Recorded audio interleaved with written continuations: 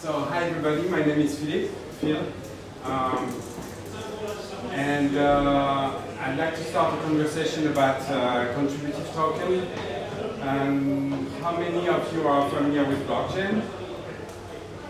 Yeah, not half. Okay. So contributive tokens are even more specialized, so we'll go through that. But actually, the main purpose of this open space is to talk about and discuss possible new ways to fund the commons. So that's really the purpose of the project that I'm representing today, which is Tribute. And I'm going to use maybe 10 minutes of your time to go through why we do this and where we want to go. And then I'd like to have a special focus on some of the big concerns that we have today regarding what we want to do with the money that we hope will generate. Next one. It's good to have French people in the room. Oh, Belgium. Yeah, so just a couple of words in order to give the big picture. I've been working for several years on the topic around decentralized governance. And governance is about power, and it's about the distribution of value. So in some way, it's always intricated, right? And if you have, for instance, shares of a company, you have a voting power, and so you can make decisions, some decisions, and at the same time, you have a right to dividends. So you have the right to access, obtain some value out of the economic output of the company. And up to now, I've been very focused on trying to find a scaling solution for distributing power and value. I worked with blockchain projects that you might have heard of, like Backfield, and those projects are very complicated because they mix the question of power and the question of value. And at some point, I realized that we were just very limited number of people that were trying to be so extreme. Most of the people don't have this ambition to transform that radically the way we share power and value. So I came back to basic things, and where is the market? What is the need today? Where are the organizations, and what type of organization has the need for balancing either power or value? And that led me to start thinking about how blockchain and decentralized organization could be used to distribute the value that is created by your organization without touching the power element. And if we do that, we can actually address much more efficiently the question of imbalanced distribution of wealth, rather than just trying to, like we say in French, qui trop embrasse mal les fins. Do you translate that? If you want to have everything, then you have nothing. Well, in the case of companies, firms, it's very much interrelated because most of the political power is about how do you distribute the value that has been created, right? So, but our intuition was that we are living a very interesting trend where economic value is no longer created by the model of the firm that we have been knowing for 200 years. Economic value is created by firm plus networks. So firm plus independent agents. And that's the potential. Many people want actually to embrace this model, especially people who have a lot of skills and that find themselves much in the good side of the bargaining situation. But my point is that actually, whatever the way you look at it, it's a trend that is very pervasive, that you can see everywhere. You have organizations that are becoming more powerful and more global because they integrate open networks. So it could be, I don't know, like of course open source communities and around a private vendor of software, It can be the platforms, like the Uber and the Deliveroo and so on and so forth. And it can be also I was reading recently that 50% of the workforce of the Fortune 500 in 2 years will be employed people. So 50% will be actually contingent workforce, outside, people that are not under an employment contract. So that is very massive. And it's another way also to have this kind of open network. So the point is that in this situation, in this context, there is a misalignment between the interest of the agent of the open network and the agent inside the firm, the insiders, where they could be employees, they could be executives, they could be shareholders, but they have different views. And through the employment network, even in the most capitalist society, you have actually long-term interest as an employee. You have welfare, you have training, you can have stock options, you can have all kind of things that people are trying to, give you in order to align yourself as a person and the interest of the firm. But if you look at contingent workforce, then there's nothing of that. People are joining as free individuals, they are joining a network either because they get some instant value out of a transaction, so it's a transactional value governed by market mechanism, and it goes always a downward trend, so always less because you don't have power. Or it can be because you volunteer and you have the willingness to actually participate in something, but you don't get any economic value out of it. So let me go one step forward. So one of the things that we're trying to do is provide instruments for sharing the long-term value that is co-produced by an organization and its network. And that's what we call contributive tokens. So in a nutshell, any organization using platform services that we're building will be able to issue their own tokens.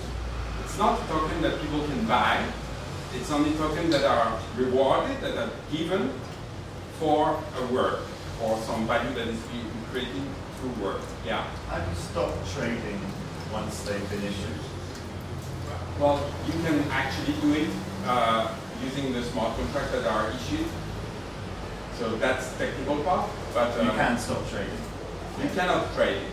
It's not ERC20 tokens, and you cannot trade it. Yeah. And actually, it's on side chains. But yeah. Does that mean you can't move from one person to another? You could, but that's a special type of token called the gratitude token. So you could actually organize the transfer and create something. If you want, contributive token can be seen as a programmable equity. And then you can do things that are quite more creative than what you can do with stock options today or shares. You can actually apply some logic that are that is intended to reach some specific objective. Like for instance, fostering the cooperation within a large-scale organization. So in this case, you could actually program the fact that people can give or transfer between themselves part of the shares, part of the contributive token. But it's really a very specific example. So the general idea is that any organization can issue their own contributive token, and then which don't have any market value. It's just a unit of account. It's a way to acknowledge that some value has been created, and it's a tangible way. It's a measurable way. But there is no liquidity, there is no value out of it. And by the way, it doesn't prevent people to get paid with some money, right? It does not replace money. So the idea is that you have the contributive token on one hand, and on the other hand, an organization can set up what we call the reserve fund. And in the fund, they can transfer some value that is being generated out of their economic activity. Like for instance, buying, I don't know, Bitcoin, or a stable coin, or even a euro that is being tokenized. So that as the organization grows and gets more revenue, part of it is stored in this reserve fund that is actually a smart contract. The good thing about having it in a smart contract is that any contributor, token holder, is actually co-owner of part of the fund, and there's nothing that the organization can do that could prevent the token holder to actually access this fund, right? That's the purpose. That's why we're basically using the blockchain. So now, why I'm telling you this, because we're in the context of cooperative. So we want to have the system in place in order to foster or develop a better sharing of value between organization and network, because we think that actually the lack of instrument is what prevents most organizations to share value. It's not only a pure greed, a pure willingness to concentrate the value, that most of the basic way to actually share value is just paying a market price. But there's no instrument. You cannot even issue stock options in most jurisdictions with people who are not employees, right? So if you want to share the future value that you're co-creating, then you have no tools. So this is one thing that we think could be positive, providing ways to organization, commercial organizations, to compete and to attract contributors and to develop their own network, because they actually share in a more sustainable way the value that they create. Okay, so we deal with ordinary organizations. They don't need to be cooperative, they don't need to be collective, they can be pure capitalist organizations. Now, what we're building it as a collective network, as a decentralized network. This is the cooperative part. So for those who know this special type of cooperative that is called in France coopérative d'intérêt collectif, public interest cooperative, the idea is that this is a multi-stakeholder model. You have the public interest is guaranteed by the fact that there are multiple classes, multiple groups of shareholders, and they all represent the ecosystem in which the traditional firm was, developing. So you can have customers, you can have users, you can have investors, and there's no one class of shareholders that owns the majority. It has to work in a distributed manner. So this is something that we're building as a DAO, as a blockchain-based organization. And we're doing this way in order to avoid rent sinking mechanism, meaning that the people who will be part of each group of shareholders will get their top governance voice, governance token, because of their activity as a user, as a community contributor, as an investor, right?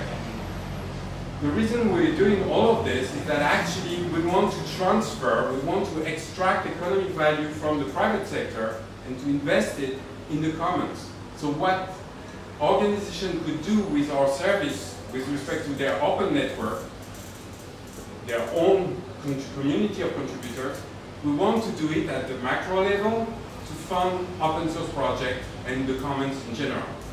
So the value that is generated by Tribute is we intend to use this value to fund open source projects and commons. And the big question that we have, how do we make sure that it goes in the right places? So we're just at the beginning, so maybe it's kind of luxury, and kind of very futuristic, but we want to make it right from the start. That is why we want the decentralized governance from the start. Someone was talking about this morning about the fact that he wants to be the first and the last CEO of his company at Resonate. We don't want to have a CEO in the first place. We'll have the CEO of the core team, maybe, not even sure. But the ecosystem and the common interest cooperative doesn't need a CEO. The question is, how do we make sure that the money that we can actually extract from the users and organizations using Tribute goes to the right project? So we had this idea, the first idea was to have one special class of shareholder who will be like wise people, and like a special council of people that are recognized for their ethics and but it's still very, I don't know, it sounds like old world way to do it. And there are more futuristic ways to do it, like token-curated registries for those who know that, and it's based on the market mechanism that incentivize people to actually vote on the right project that will be supported by the community. But at this point, I've been already talking too much. So I'd like I'm finishing with one question, and if you have ideas about how to actually just dream a little bit and think that you're going to have, I don't know, 5, 10, 20 million euros that should go to a number of open source projects and common-based endeavors, and how would you actually make sure that it's distributed in a way that is transparent and that is fair? And if you have ideas, let's talk about it. Nobody's moderating. So first, maybe we can have a couple of suggestions to his question. So first of all, can we give as use your fantasy? What he asks is, use your fantasy and give me. Yeah. What do you want to get? Ways to allocate funds to open source projects in a for comments. Equitable manner. Well, any ideas first, before questions, then questions. Ideas? So the only idea I can give you is based on a project that I have seen that is similar. So there was a non-governmental organization, an NGO, that wanted to stimulate open platform components in healthcare called Digital Square. And they said, we have money, okay, so that they use money, but then they invited proposals, and then they got everybody else who made the proposal to then judge one another's proposal. And they also encouraged the people who made a proposal to try to cooperate with one another, to join their proposals together. And then they had an evaluation process that allowed them to decide how the money should be allocated. Okay. Yeah, okay. More ideas? First ideas. Ideas. Come on. Get your fantasy going. Ideas? So in the Open Money Network, we have something very similar, and we call it Let's Share. And because it's such a long time scale from the beginnings of developing an idea or a project, people are invited to put in a submission for acknowledgement. They literally put in what they think they are worth, and that is put into a sheet. So we all, as we're going, we put in, like 100 people have spent like £500 of effort coming to this event. Our effort is worth £50,000 to the development of the open cooperative movement in maybe 5 or 10 years' time. It's something that is to come out of this event. Then, later, louder. So later, people, when there's an income stream, we would decide collectively what each person would be valued, what their worth actually was. So you may feel that you're worth £500, but actually some people might be worth more than others in terms of their contribution. So that's another way of cutting this, because it's such a long time between putting the effort in at the initial stages and the reward. And all of us are guilty of writing off our early sweat equity. So we call it Let's Share because we have an open currency platform and we can do all the micro scoring side of what you're describing as. Yeah, so it's scoring about each other contribution? Yes, we have to collectively score each other's contributions. So we would use a consent-based decision-making framework such as sociocracy to do that actually with the it's important that we all agree. So then there's no central feelings on that. Okay. And just one last question. And in this case, how do you select the people that actually have access to this voting system? Have access to people that play the game. How do you select them? How do you protect the system from free riders or people who would like to, you know, capture the value? Well, I think we would know, we do not. We would, those who are involved in the actual project development would know who was in and who was out. But at the initial stage, everyone is free to put in a submission for acknowledgement. It's just there to say, I want to be acknowledged for this work I've done. We will accept all of that, which is also very helpful because a project can actually then say to others, investors and funders, we actually have got sweat equity worth like £100,000. That's what people think they can put in. It could be later on it's actually worth £5,000 because that's all we've actually got, and we will put that out at a rate that we believe is commensurate with the effort that's actually put in. Did I get it correctly? And is that kind of a monetization of an effort already done? Like a later monetization? It's an acknowledgement of the value. Yeah, but it could be monetized. It could be, yes, in any, yes. In the end, okay. What's it called? Let's share. Let's share. Any more creativity on maybe ethical rules or other rule sets that you know of? You know about co-budget? Yeah. And open collective. Yeah. Yeah, actually it's quite complementary. You know, it's been working with both. So Convergent is about deciding collectively about the use of funds, right? And here, my point is that how could we actually transfer funds to co-budget organization, for instance? You know, how do we choose where the funds are going?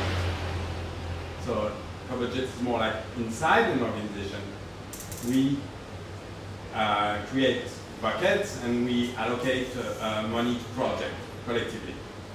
So, and Open Collective actually both people from co-budget and Open Collective are advisors of Tribute, and Open Collective is about using funds for open source project. But today the funds that come to Open Collective project come directly from donation from large companies or from individuals. Where want to actually make this not depending on the willingness of some, you know, physical or moral person, but to be the result of a certain governance and economic model.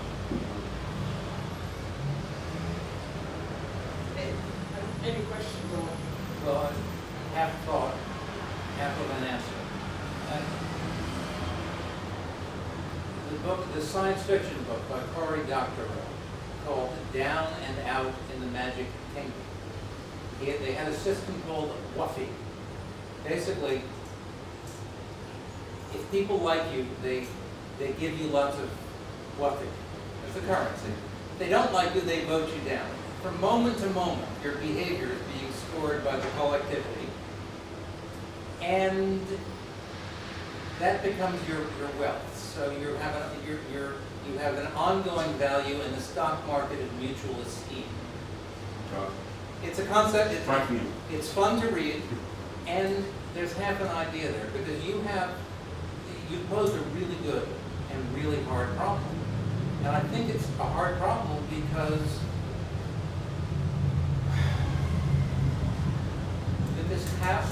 ultimately what you want to do is reward public value. Reward people for contributing to public value.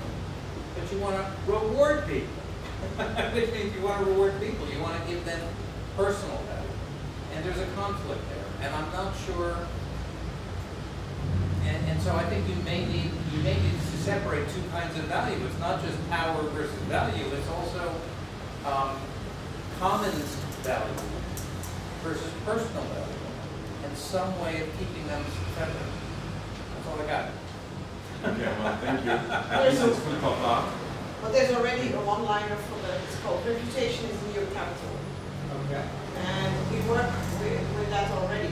It's a form of capitalization that you build, not in terms of real money, but in reputation. And that reputation in itself augments or decreases the value of whatever proposal or whatever service or whatever transaction that you are prepared to do, that you are offering.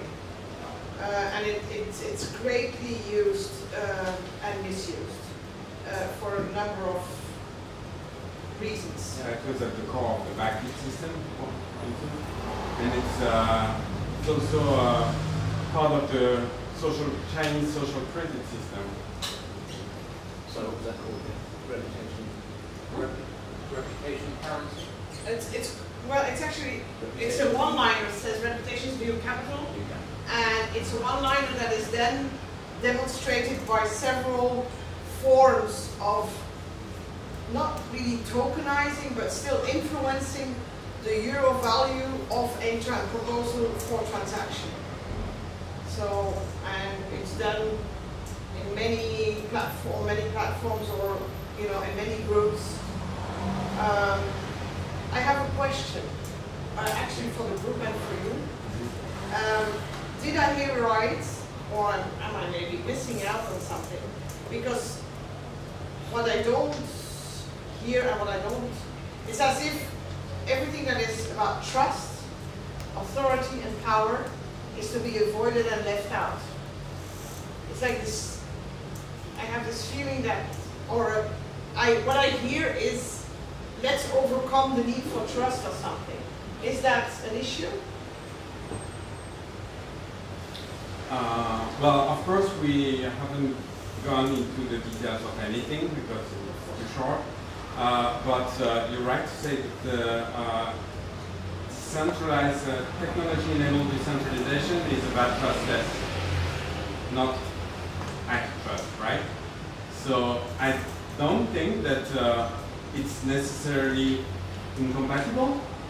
I think that you could have high trust processes or high trust relationship built in groups that are using a system that is not based on trust, just like we use money, and we can use money that is not based on trust or not interpersonal trust in organizations that are very dependent on mutual trust, respect, interaction. But the value specifically of the blockchain in everything that I said is actually to not having to depend on the trust in an organization. So the idea is that there is transparency, an organization can publish or actually walk the talk, put the money in the reserve fund, it's there in the smart contract. We don't need to trust the organization, it's there.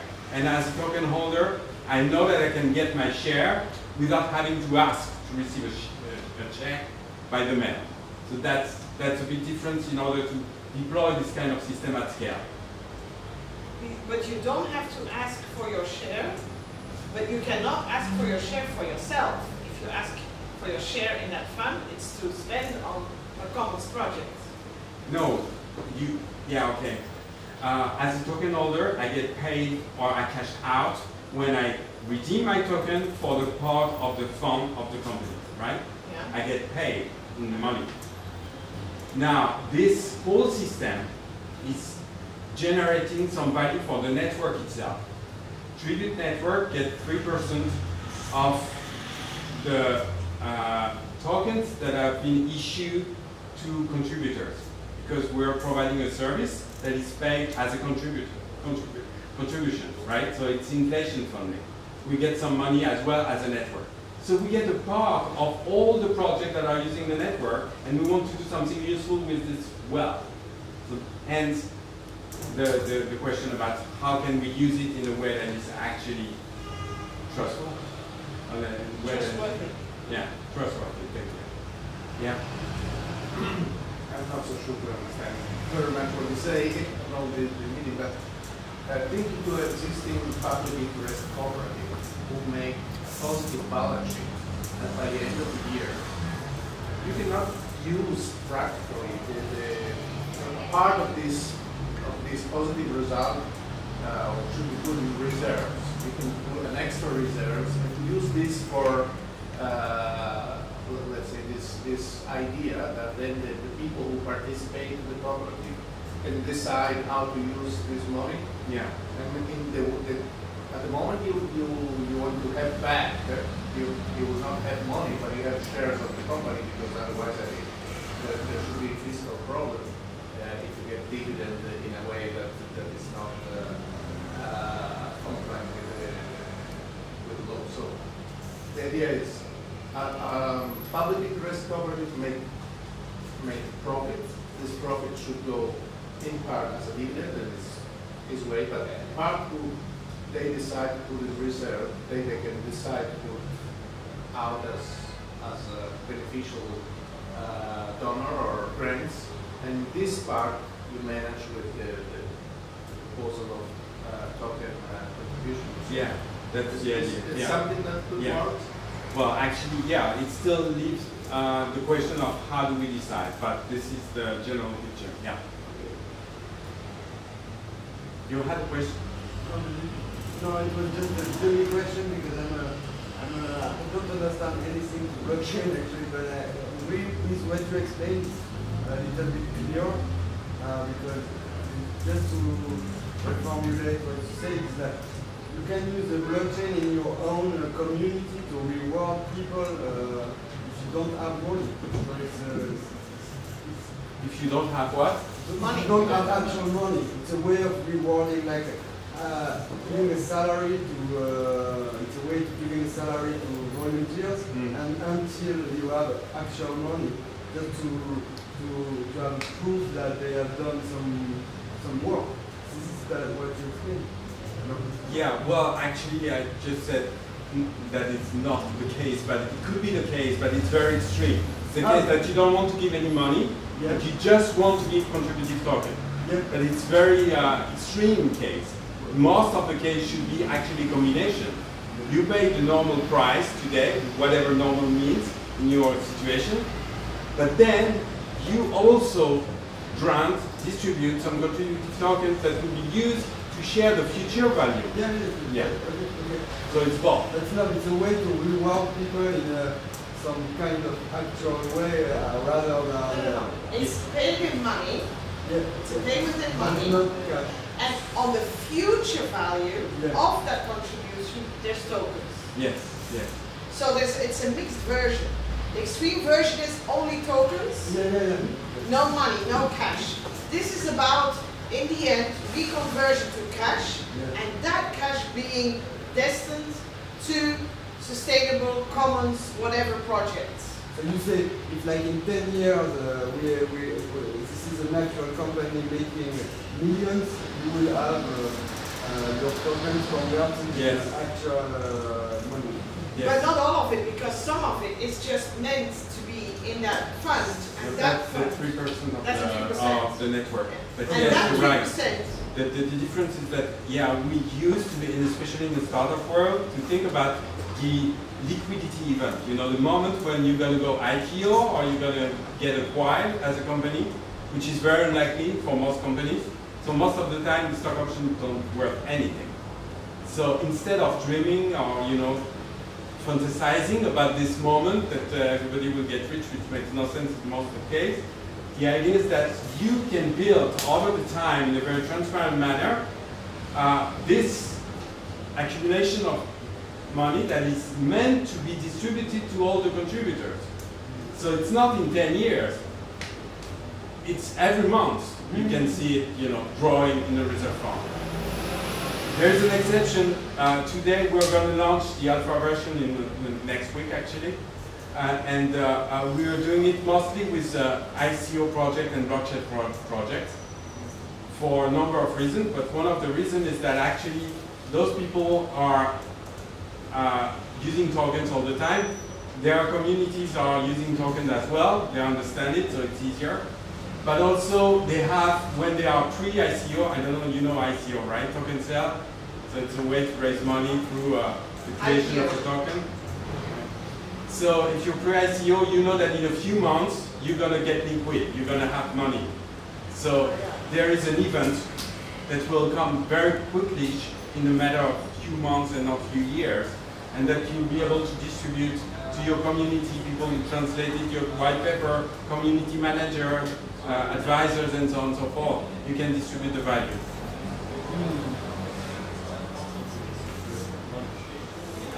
Okay, I have no idea. Oh, is that the time? Yeah. Oh, I'm sorry. But you started late. Yeah, we're on over time. Well, time and a half. Last 5 minutes. Thank you. Thank you very much.